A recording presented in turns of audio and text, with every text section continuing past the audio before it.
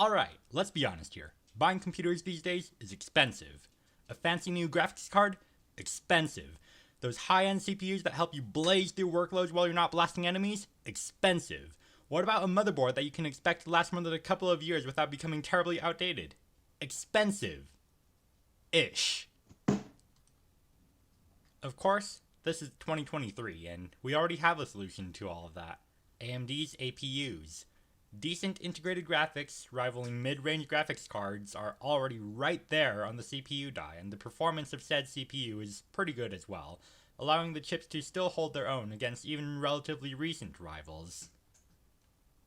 I'm going to be using a bit of an older board, as things like the latest generations of PCIe won't be mattering all too much when our goal is to live with only the integrated graphics. This ASRock board here dates back to 2018, though, as the sticker on the box tells, it does have support for 3rd gen Ryzen chips as well.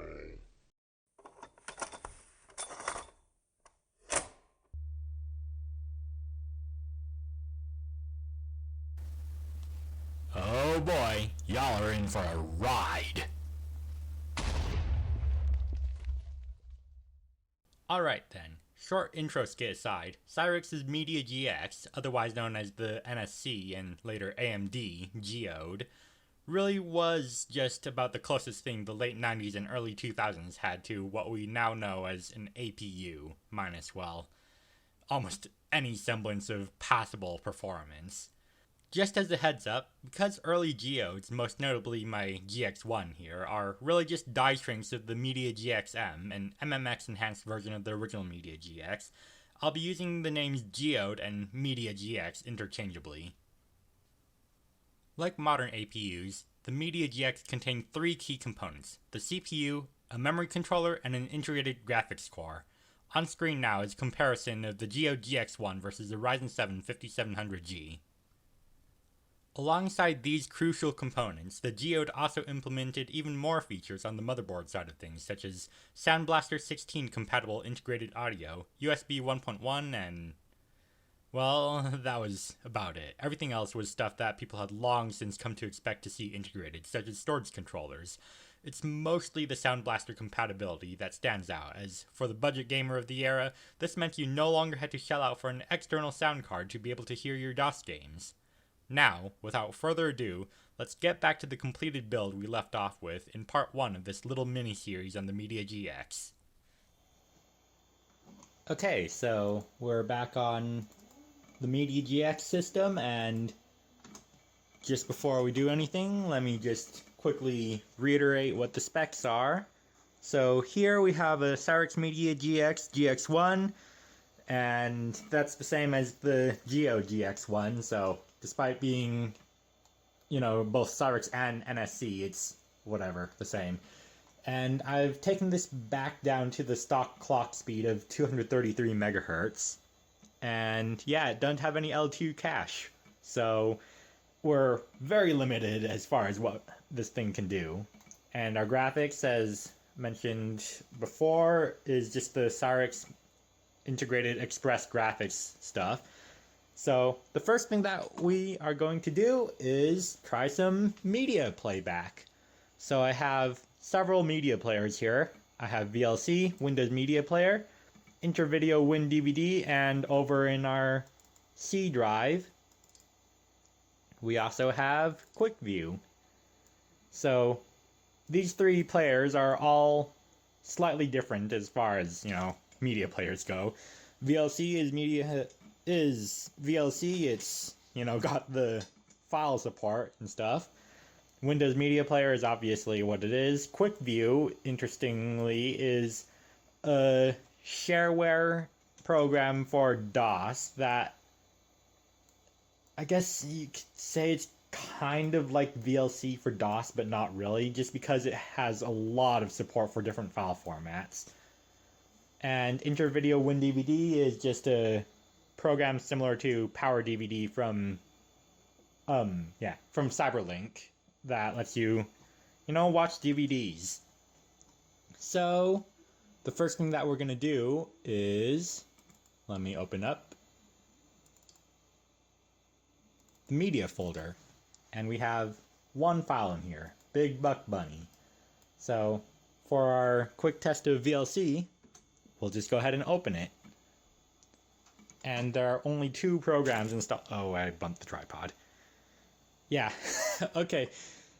Well, you already saw what happens. VLC crashes because the MP4 encoder or decoder in VLC does not appear to work properly on 586/686 level systems, or otherwise maybe it just doesn't work on Windows 98.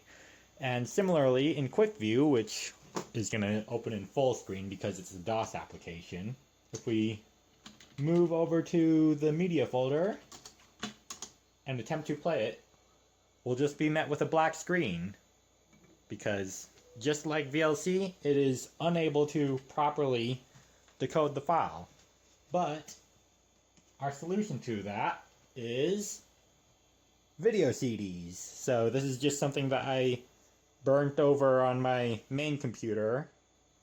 And yeah, let's just cut back to said main computer for a moment and walk through how to make a video CD.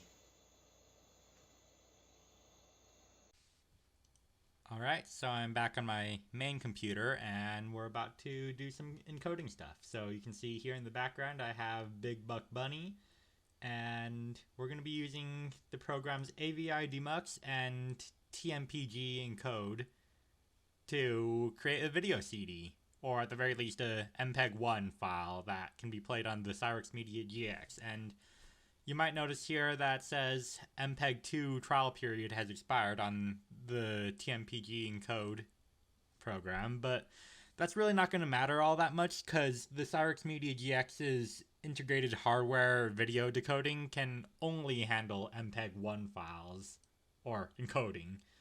So the first thing that we're going to want to do is downscale and re-encode some stuff in AVI Demux. The reason why we're using TMPG encode at all rather than just using the video CD preset here is because AVI Demux for some reason has an issue with merging the audio and video files back into a single thing after you export. So yeah, anyway, for our video output we're gonna choose the MJPEG encoder, which is a format that we can properly import into this program. And then we'll go into filters and we will use the SWS resize and downscale it from 1280 by 720, which is the original resolution of the video file, down to 352 by 198. And since we're keeping the aspect ratio, it's already changed that. But this is not the 240p that the actual thing is expecting. So in order to fix that, we will include a border on top and on bottom, 20 pixels on top and 22 on bottom. And this should bring us up to the resolution of 352 by 240, which is a 4:3 aspect ratio. So yeah, that's not going to be visible at the moment. But next up, we will encode the audio in MP2. And rather than encoding everything in one go, we will go up to the menu and select Save Audio. Save that MP2 file. And it's not going to take all that long. And then we'll go up to Audio again, select Track, disable that track now. And then we will export the Wait, I almost forgot. Change the output format to the AVI muxer, which once again is just a requirement of this. Okay, so now we save the AVI file. Let it run for a moment.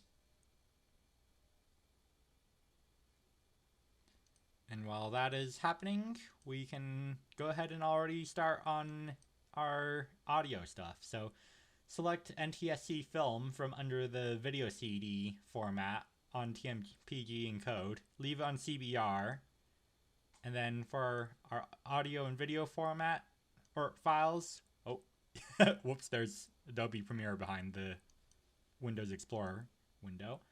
Okay, so for our audio file, we'll just select that, and our video file looks like that completed just in time.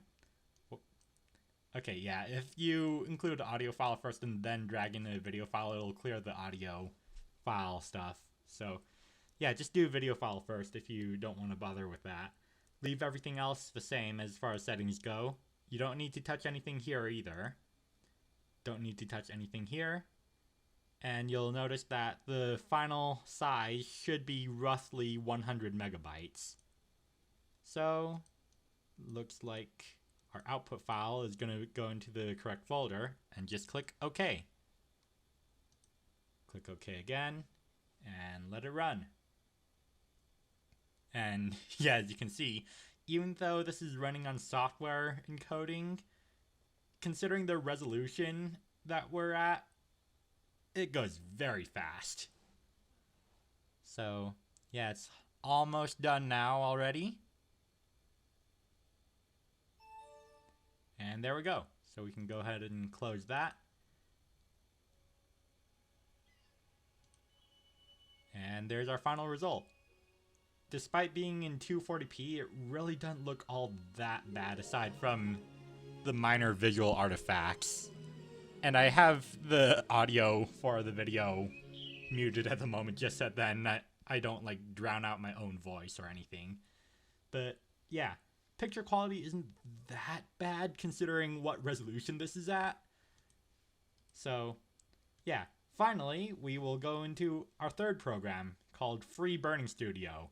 The company that made this no longer exists.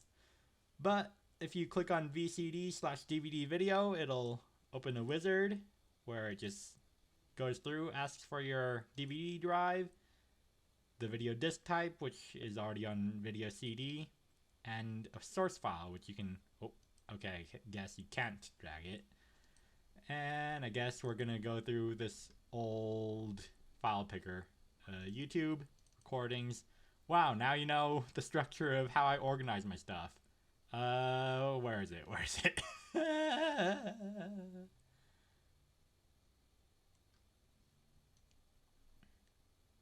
There it is. MediaGX Performance Part 2, BBB.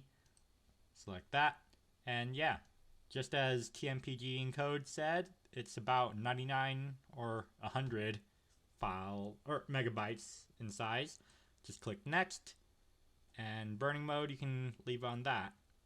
Click next again, unless you want to change the burning speed, but in this case, it's already running at the maximum that my drive supports. So click next again, next, and start burning. And just let it run.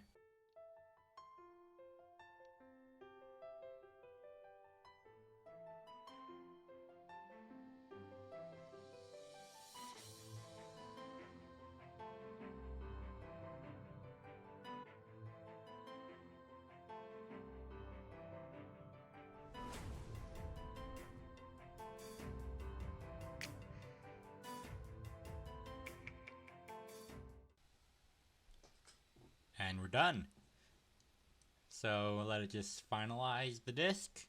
I know it says not responding, but it is still working. So another thing that you can do if you don't want to go ahead and burn a disk is literally just transfer the .mpg file over to the system through, like, I don't know, another CD or even over the network if you have that set up. And it should work either way just fine. It's the same thing, it's just that it's in a single file rather than burnt to a disk.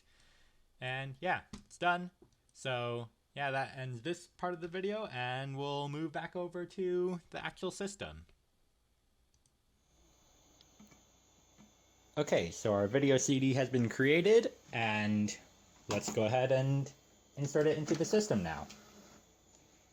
So this is nothing special, it's just a CD-RW rewritable CD, because I did mess up several times in the past.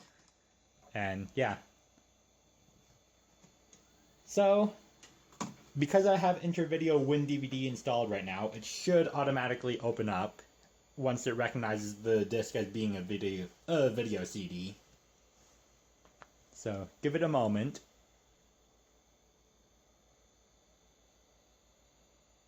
Wait for it. Okay, maybe it won't autoplay for some reason. Okay. Come on. Alright then, so let's just open it manually. So, yeah, this will be our test of different media programs, and as you're about to see, there's going to be some differences between them, especially with regards to decoding capabilities. So we can safely ignore the software DVD playback warning because we're not going to be playing a DVD. That's MPEG 2. And our video CD is MPEG 1. And as you can see, it's able to handle the video CD quite well. So let me also go into audio or adjustments and turn up the volume.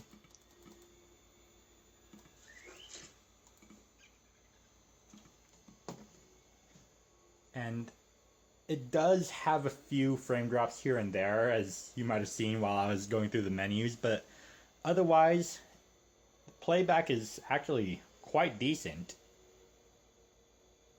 I'm not sure if you're able to hear the audio or not, but yeah, it's playing.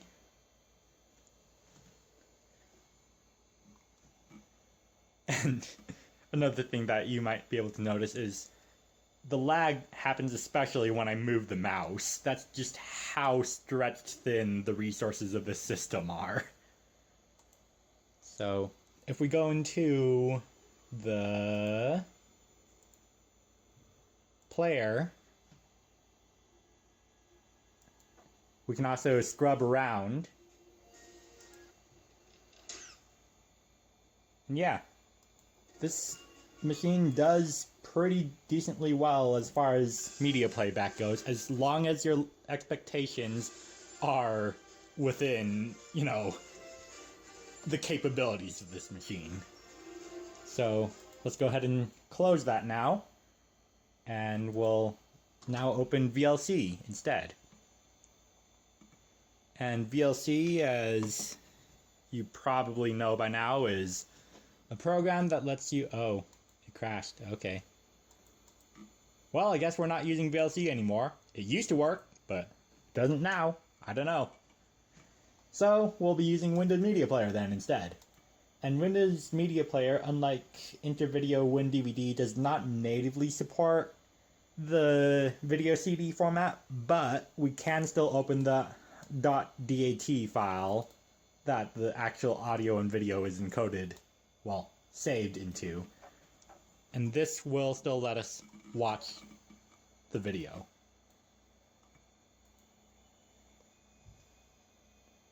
And yeah, similar to... Actually, it seems that Windows Media Player isn't quite as impacted by mouse movement as WinDVD is, but... Yeah, just like the other program, it works just fine. We can play, pause, scrub around.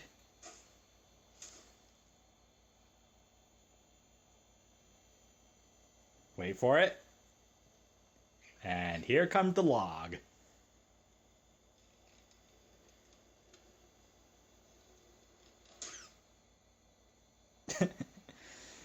So, yeah, Windows Media Player works as well. So, now let's take a look at Quick View, which, unlike the other players, which did include VLC, but VLC is not working for some reason right now, Quick View also does not support the hardware decoding. Instead, it will only use software encoding, which is something that both WinDVD and Windows Media Player were not doing. Both of those were using the hardware decoding capabilities. So, we should expect to see a good amount of lag compared to before. Yep, it's already visible right there. Look at those frames. And even if we toggle the resolution down a bit, all the way down to 320 by 200, it's still not going to be very good because this video is already in 240p. But it does do a little bit better now that no longer has to try and do that upscaling. So it is possible to watch video in software decoding mode only, but ideally if you want to have any semblance of good playback performance without constant frame skipping, you will want to use something that is capable of using that hardware decoding. Now, another thing about Quick View is that you are unable to scrub around in the video. You can only raise and lower the volume, pause and play the video, and exit the video. Because it's a DOS program, you don't have as many things that you are capable of doing. So, yeah, that concludes the video playback portion of this video, and next up we'll be moving on to some games. So, let's go ahead and close out of this. Actually, let's close this as well.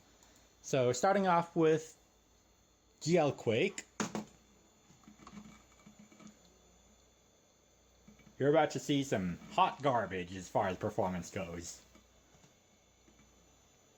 Because GLQuake expects 3D capable hardware, and this is very much not 3D capable hardware.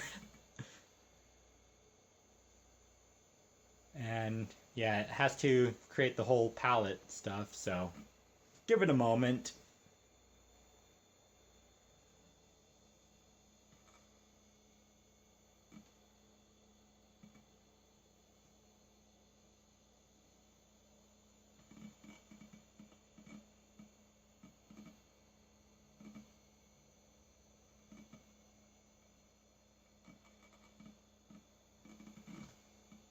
It's still working. Just gotta wait some more still. It's getting there. I think you can probably already tell that GLQuake is just unplayable on this, so I'm just going to quit out of it.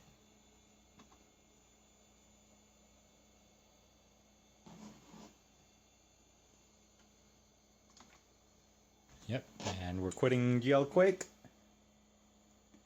But even though GLQuake itself does not exactly do all that well at all. Wow, graphical glitches. WinQuake, which is a different port of not GLQuake, a different port of Quake to just Windows DirectX, or yeah, I guess DirectX would be the closest, unless it's just running off of GDI. Yeah, you can already see it's running very well. And you can also hear the audio as well. So we can go into single player, and you can also see that transparency is not a thing that exists, so yeah, performance is still not particularly great, but it's better than before. And by better than before, I mean that it's able to start at all. And yeah, it all works. You got jumping and stuff. And you can also hear the audio as well. So that's another thing. So if you wanted to just have a simple media PC that was also capable of playing some early 3D titles such as Quake, it does do quite well with it. And let me also go ahead and start up the old DOS version of Quake, which will also work in Windows. Come on.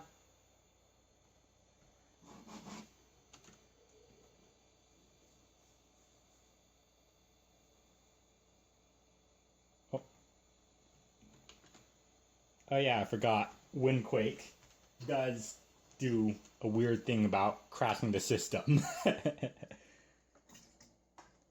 Okay, so now that we're restarting, I guess that'll give us the opportunity to just start up into DOS mode.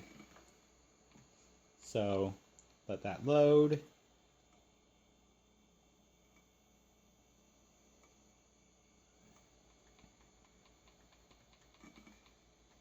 So I just enter the F8 menu and I'll just select command prompt only on the startup menu. And now it's loading a bunch of drivers, including Unisound, which is capable of using the Sound Blaster emulation properly. So let's go into...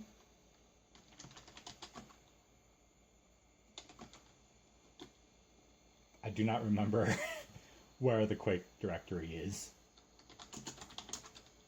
Where is it?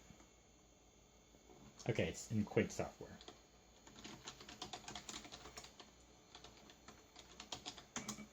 And you can also see there I also have a Doom folder, so we'll be testing that out as well.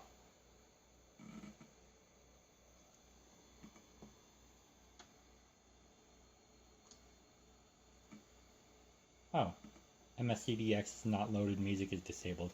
Well, that shouldn't necessarily matter, because we should have sound effects.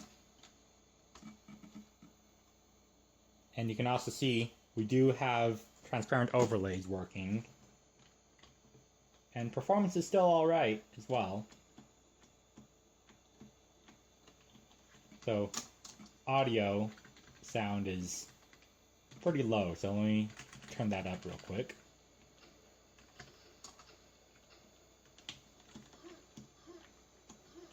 And I'm not sure how audible that's going to be on video, but yeah, you can definitely hear the jump sounds. And we have, you know, the gunshots.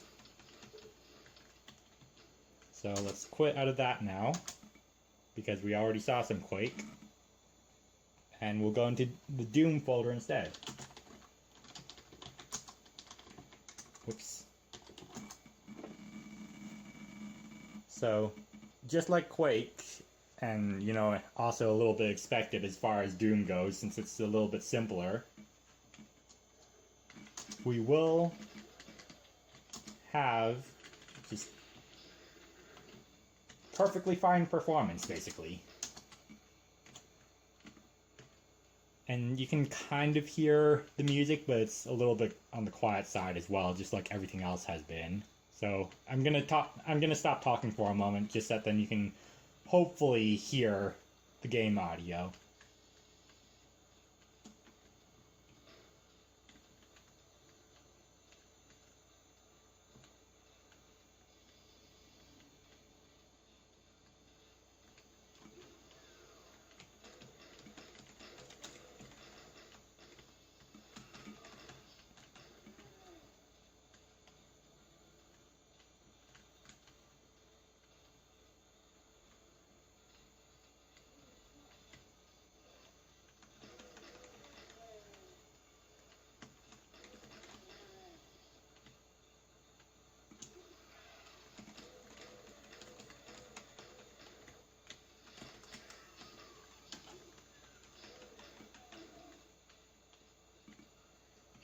And yeah, that's Doom.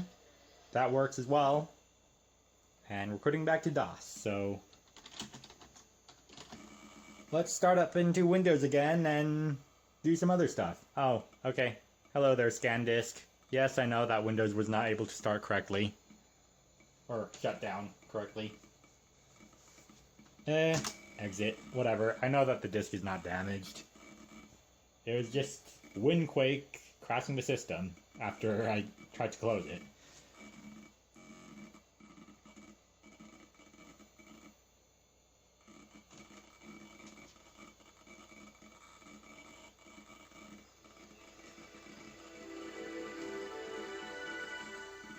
Wow, the Windows startup sound. Okay, let's go into our totally rad stuff folder again. That's where all the interesting things are. And it's time to do some games. So we have Disney's Magic Artist here. And these are just a few of the old games that I used to play back when I was little, so these are all CD-ROM titles, and as CD-ROM titles, they're going to require me to put the CD-ROM in the drive, so give me a moment.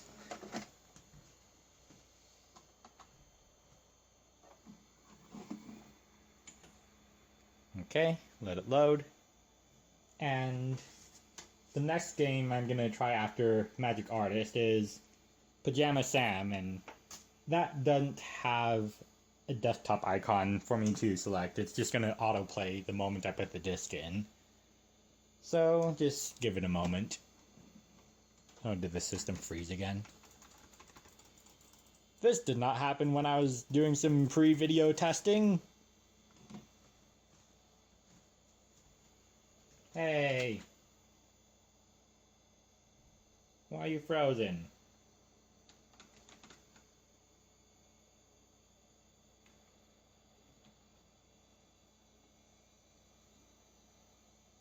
Is it gonna do anything? Oh.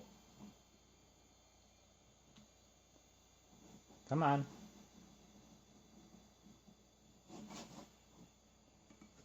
Not responding.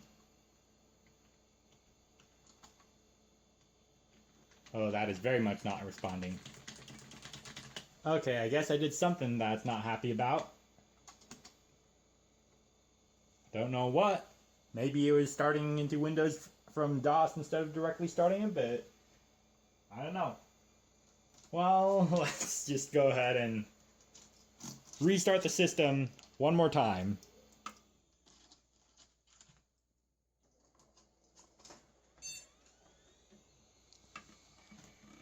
Okay, so this time I'm gonna let ScanDisk just do its work instead of closing out of it prematurely.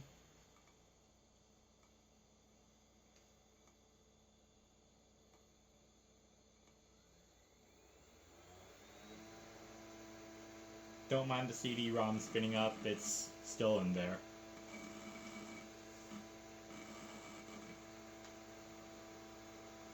And there's ScanDisk.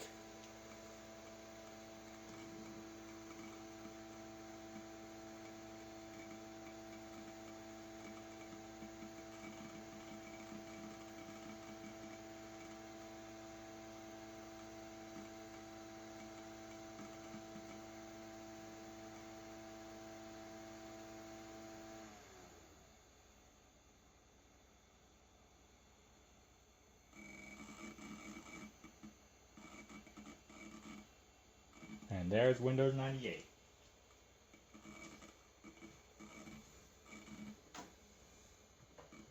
And before it has a chance to run out of power, I'm also going to go ahead and plug my recording phone in. There we go. Okay, hopefully we have less problems now. Good vibes only. Come on. Okay, let everything load up. Let's wait for the hard drive to stop thrashing. Okay, it has stopped. What is running in the background? That is giving me... Okay, Hourglass sign is gone. Let's load up the Totally Rad Stuff folder again. And let's try Disney's Magic Artist one more time. Okay, this time it's working as intended. Yep, okay. I don't know what happened last time, but that doesn't matter. Now it works. And hopefully this does not get the video copyright claimed. Because I know what Disney likes to do. Okay, let that start up. And yeah, Disney's Magic Artist. It's an old game that I used to like to play a lot. It's literally just drawing, and it's partly also just, you know, coloring books and stuff. And I can even like load up sketches that I can color in myself. Okay, hey, stop playing possibly copyrighted audio. Okay. That's the fun of playing games on YouTube. You have no idea what the audio is going to do to the video itself. So let's eject that and move on to Pajama Sam. And at the very end of the video as well, we're going to be starting up Microsoft Works just to, show off the very basic of the basic stuff as far as what the computer can do. Why is this still open? Hey. Okay, it's closed now. So, yeah, as mentioned before, Pajama Sam doesn't have a desktop icon or even an entry in the start menu. So, once the disk starts up, we should be able to just click straight into it. Okay, I guess it did not. But I already installed the game, so instead of installing, we can just click play. And I don't need to register. Okay, again. And we're into the game. And yeah, that's the logos that I used to see all the time.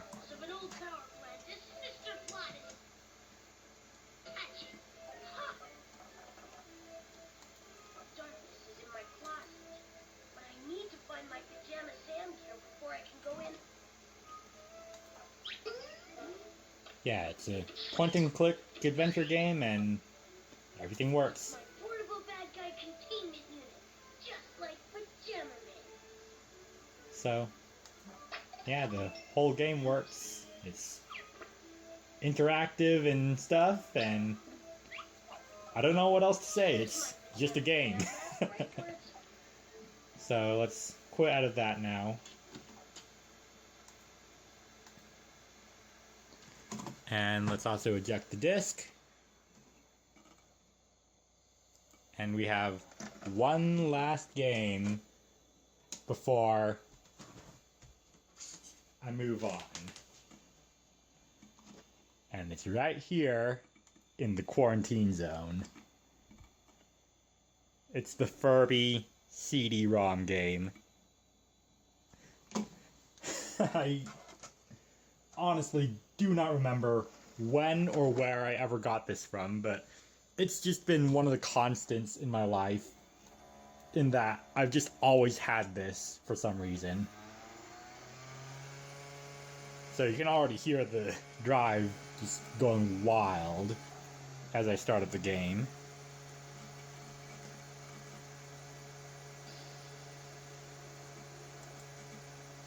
We can skip the intro screen, and there's the Furby logo.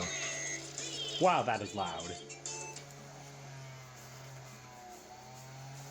So yeah, it's a game about Furbies. You take care of the Furbies, you play mini games. Click on one of the Furbies to play with. Congrats, I have gained a new Furby. It is called Fartman. And yeah, you can like feed the Furby cookies and give it milk. You can tickle it. Oh, okay, I guess the game lags a bit. Oh, another thing that you can do is take photos. This picture? So, No. yeah, I don't have a printer hooked up, so it's not going to work. We have the mini games. This game here is one that I used to play a lot. Use the mouse or... And it's basically just, yeah, flying, dodge stuff. And okay, I guess this is the one game aside from GLQuake that lags the system. Why is Furby so much more intense to run compared to other things? Are you sure you want to exit? Yes. Okay, I guess Furby is the next laggiest game outside of GLQuake that this system can handle. Barely. Anyway, let's get rid of this window and move on to our final task of the day, which is just do some office work once you're done tearing your eyes out at the sight of Furbies. So let's open Microsoft Works. And yeah, we can just look through the stuff that we can do. We have a word processor, we have a spreadsheet stuff, database and communications. The word processor is, yeah, I don't have a printer. The word processor is exactly that. You can just type. Wow.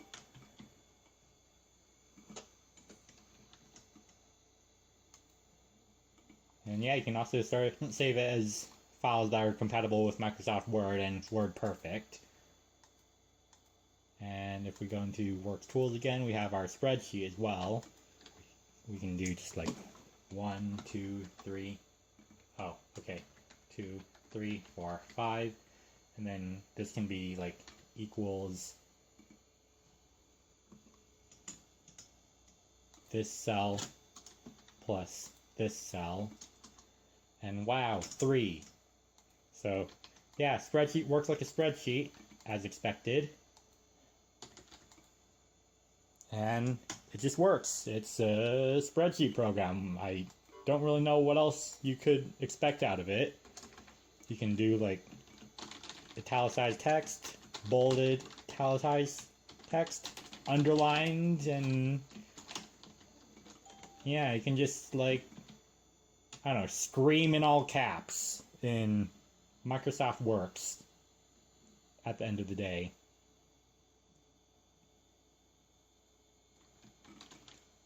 And you can copy and paste and just fill up your screen with screaming and, I don't know.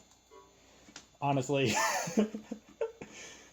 yeah, that's everything. And I am now at the end of the video, so yeah, that's been a slightly less deranged take on the MediaGX than the first part of this video where I tried to cram Minecraft and stuff down his throat. And yeah, thanks for watching, and until next time, I'm out. See ya.